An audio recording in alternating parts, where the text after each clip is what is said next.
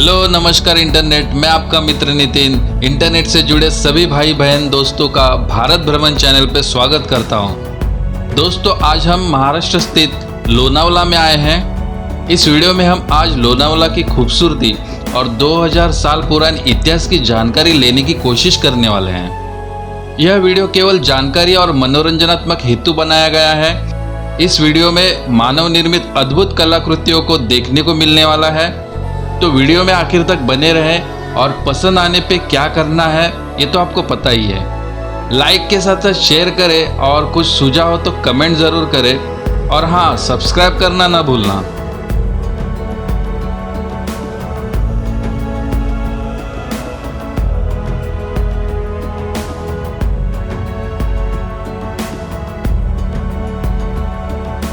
तो बहुत देर तक राइड करने के बाद अब समय आ चुका है पेट पूजा करने का। एक कप कॉफी और मैगी खाने के बाद फिर से निकल पड़े अपनी मंजिल की तरफ। मुंबई से लगभग 100 किलोमीटर की दूरी पे कार्ले केव्स है। बीच रास्ते में मन को प्रसन्न कर देने वाले लोनावला के खूबसूरत पहाड़ हैं।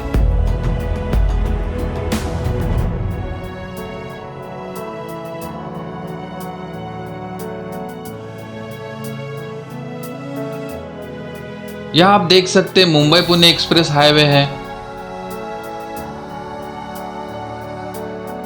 और इस ब्रिज से लोनावला की खूबसूरती को आप अच्छे से अपने कैमरे में कैच भी कर सकते हैं। अगर आप भी अभी तक लोनावला नहीं आए हैं तो ज़रूर एक बार ज़रूर आइए। यहाँ की प्राकृतिक खूबसूरती को ज़रूर देखें।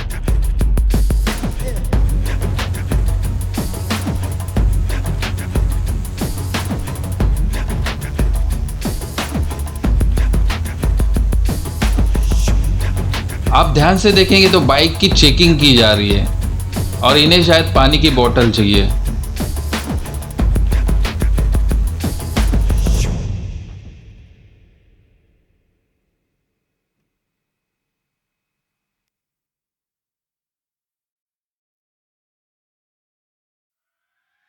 इस ब्रिज पे आपको बहुत से बंदर दिखाई देंगे, क्योंकि यहाँ पे उन्हें टूरिस्ट द्वारा आसानी से खाना मिल जाता है।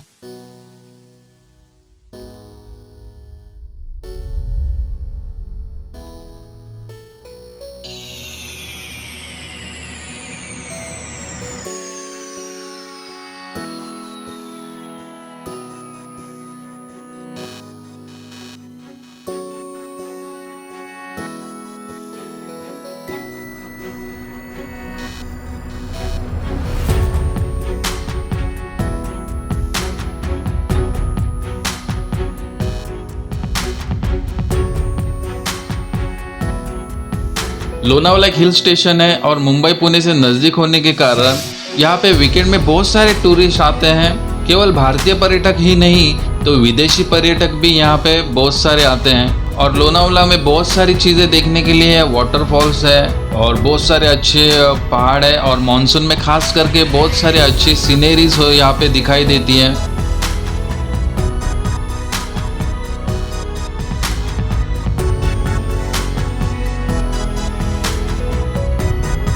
लोनावला से लगभग 10 किलोमीटर की दूरी पर स्थित कार्ले केव्स के बेस विलेज में हम पहुंच चुके हैं। कार्ले केव्स पुणे के मावळ तालुका में आता है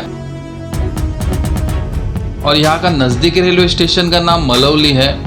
वहाँ से आप ऑटो से भी यहाँ तक आ सकते हैं। बाइक कार वाले तो जीपीएस लोकेशन मैप डाल के भी यहाँ पे आराम से ड्राइव करके पहुँच सकते हैं।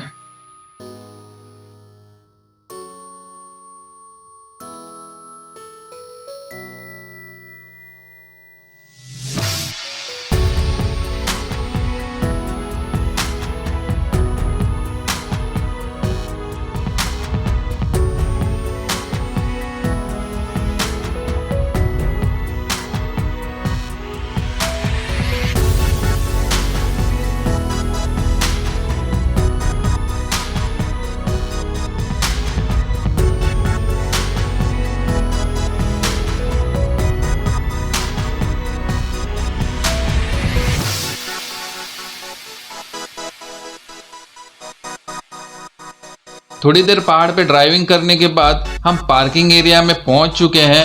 तो आइए बाइक पार्क करते हैं और एक्सप्लोर करते हैं कार्ले केव्स को।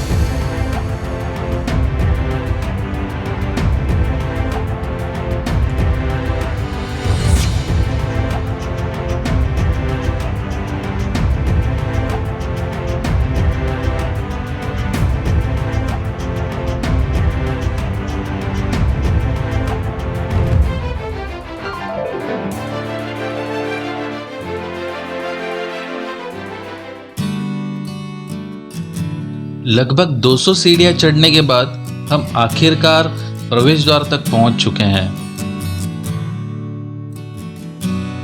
और यहाँ पे भारतीय पुरातत्व डिपार्टमेंट की तरफ से सूचना लिखी गई है और इन सूचनाओं को ज़रूर एक बार पढ़ें। कार्ले केव्स एक संरक्षित स्मारक है और इस स्थल के आसपास कोई भी स्मारक को छेड़छाड़, विकृत या किसी भी प्रकार की हानि पहुंचाने पर 3 महीने की जेल या 5,000 रुपये तक का जुर्माना भरना पड़ सकता है।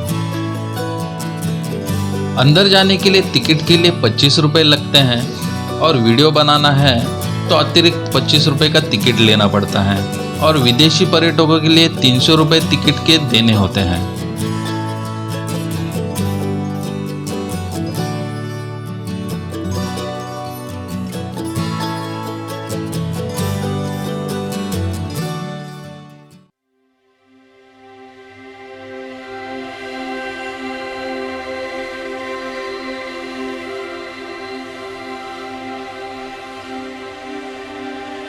तो फाइनली हम कार्ले केव्स के सामने खड़े हैं। 2000 साल से भी पुरानी मानव निर्मित बुद्धकालीन गुफा और शिल्पाकृति देखने का आज अवसर मिल चुका है। यह कार्ले केव्स के बाजू में ही कुछ सैकड़ों साल पुराना आई एक्वीरा देवी का मंदिर भी है, जो कि बुद्धिस्ट केव से अलग है। और आई एक्वीरा देवी मंदिर, यह दोनों अलग अलग स्मारक हैं और दोनों स्थलों का इतिहास अलग अलग है। चैत्य गृह के बाहर एक विशाल स्तंभ है जिसके ऊपर शेरों की 4 मूर्तियां हैं। यह स्तंभ करीब 50 फुट ऊंचा है। इस पर अंकित अभिलेख में लिखा है कि यह स्तंभ गोती के पुत्र महारथी अग्निमित्रक ने उपहार में दिया था। लगता है कि इस तरह के 2 स्तंभ रहे होंगे और मौजूदा स्तंभ इसी का एक हिस्सा है, जबकि दूसरा शायद समय के साथ नष्ट हुआ है और उसी स्तंभ की जगह पे एक्वीरा देवी का मंदिर हमें दिखाई देता है। और इस मंदिर का निर्माण 17वीं से 18वीं शताब्दी में हुआ होगा, ऐसा कहा जाता है।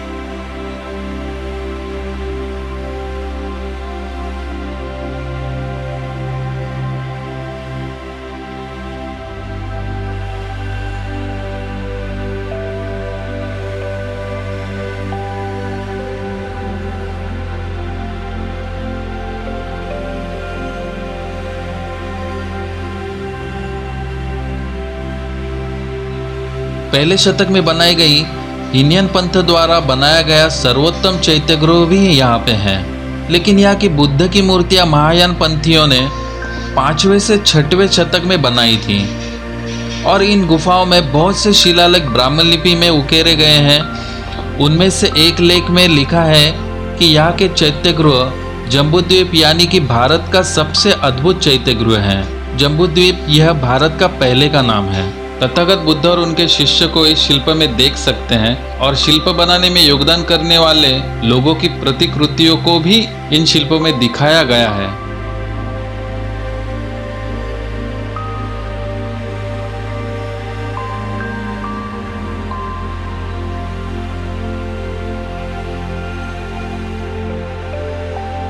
उसमें से उनके शिष्य भद्रपानी और पद्मपानी भी यहाँ देख सकते हैं।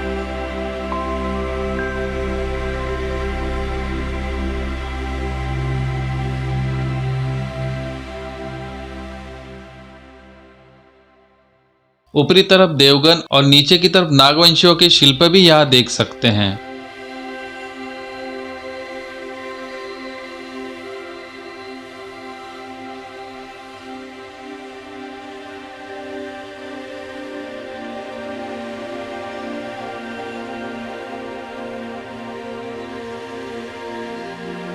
विशाल हाथी, उनके ऊपर तथागत बुद्ध की प्रतिमा देख सकते हैं। ऊपर की तरफ पीपल के पत्ते के आकार की सुंदर खिड़कियां बनाई गई हैं। बुद्ध धर्म में पीपल के पेड़ का बड़ा महत्व है, इसलिए यहाँ की कलाकृति में पीपल के पत्ते के आकार की बहुत सी कलाकृति दिखाई देती हैं। और यह 2000 से ज़्यादा पुरानी कलाकृति कैसी बनाई गई होगी, ये बात आज भी अचंभित करने वाली है। बिना किसी आधुनिक औजार के किस तरह से इतनी सुंदर कलाकृति बनाई होगी, यह बात सोचने के लिए मजबूर कर देती है। इस गुफा का बनने का समय पहले शतक से 5वें से 6वें शतक तक किया गया होगा, ऐसा इतिहासकारों का कहना है। तो ऐसी अद्भुत मानव निर्मित कलाकृतियों का जतन करना हमारा सबका कर्तव्य है और इसीलिए यहाँ आने पे यहाँ पे कहीं पे भी कचरा न करे और किसी भी तरह से इस वास्तु का नुकसान न हो, इसका ख्याल जरूर रखें।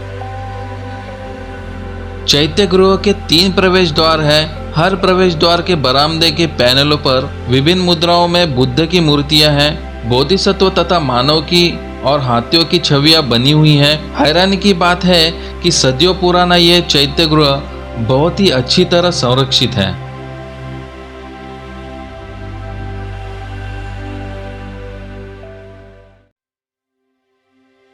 कार्ला गुफाएं मुंबई पुणे राजमार्ग से करीब 5 किलोमीटर के फासले पर स्थित है। संयोग से आधुनिक राजमार्ग प्राचीन समय में व्यापार का एक प्रमुख मार्ग था, जो दक्कन के शहरों को कल्याण और सोपारा के समुद्री तटों से जोड़ता था। व्यापारियों और लोगों के काफिलों ने सैकड़ों बरस तक इस मार्ग का इस्तेमाल किया था और इसीलिए यहाँ आपको चट्टानों में काटकर बनाए हुए कई गुफाएं जैसे कार्ला, भाजे, कोंढाने, बेड़से अन्य गुफाएं मिलेंगी।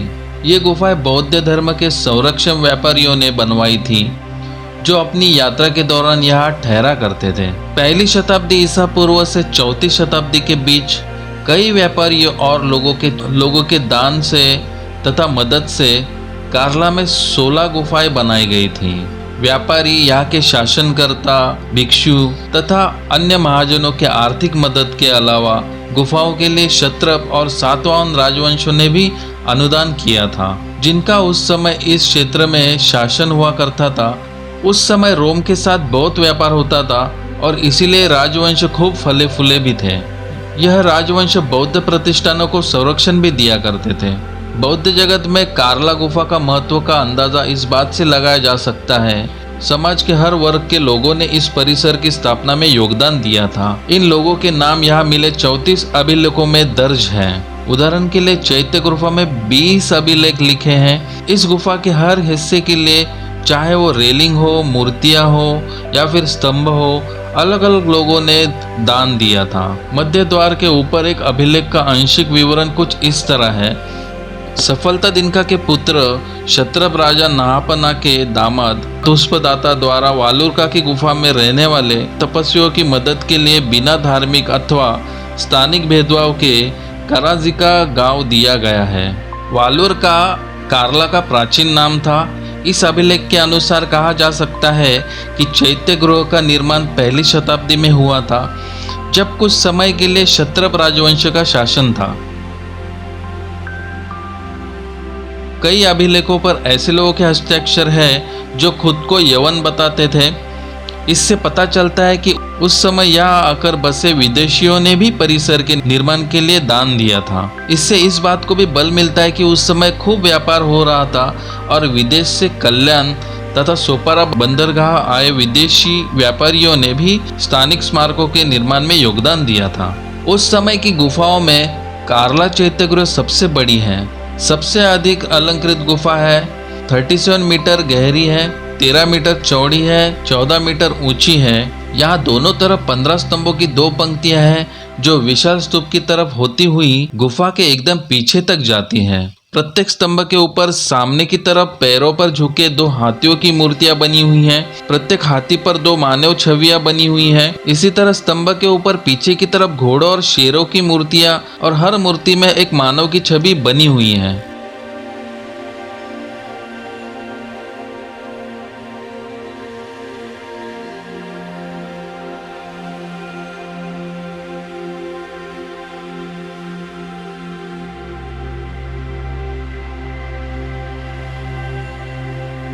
इस चैत्यगृह की ऊपरी छत घोड़े के नाल के आकार के है और 2000 साल से पुरानी लकड़ी का यह अद्भुत काम है और आज भी अच्छे हालात में है।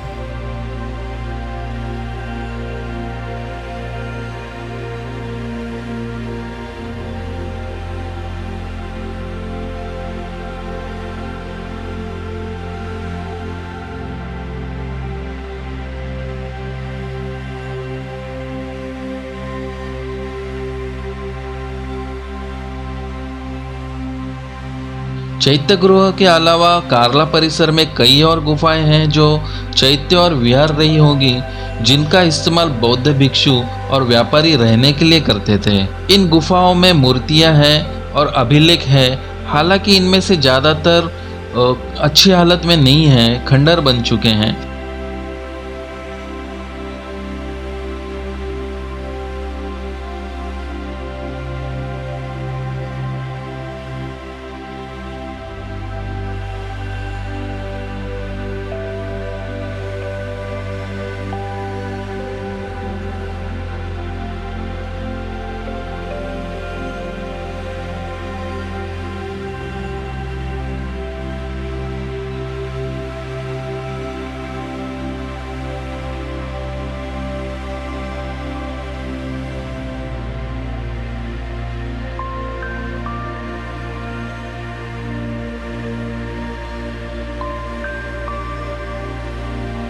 चैत्यगृह के उत्तर की तरफ एक विहार की दीवार पर एक अभिलेख अंकित है, जिसका आंशिक विवरण इस तरह है। शीत ऋतु के तीसरे पखवाड़े के दूसरे दिन वशिष्ठ पुत्र राजा श्री पुलुवामी के शासन के 24वें साल में इस विनम्र उपासक सतपहराना के पुत्र हरफराना ने 9 कक्ष वाला सभागृह रूपी ये पवित्र उपहार सार्वजनिक संघ को भेंट किया है। इससे पता चलता है कि क्षत्रप राजवंश के बाद ये क्षेत्र सातवाहन राजवंश के अधीन हो गया था। वशिष्ठ पुत्र पुलवामी इस वंश का 7वां राजा था। वास्तुकला और ऐतिहासिक दृष्टि से कार्ला गुफाएं कमाल की गुफाएं हैं। यहाँ पे लिखे सभी शिलालेख का अर्थ इस वीडियो में समझाना मुश्किल है, क्योंकि वीडियो काफ़ी बड़ा हो सकता है। दोस्तों, इस वीडियो में जानकारी इंटरनेट से इकट्ठा की गई है, तो शायद इतिहास बताने में गलती हो सकती है। अगर गलती हो तो कमेंट करके ज़रूर सही जानकारी दें। दोस्तों, आज का वीडियो आपको कैसे लगा?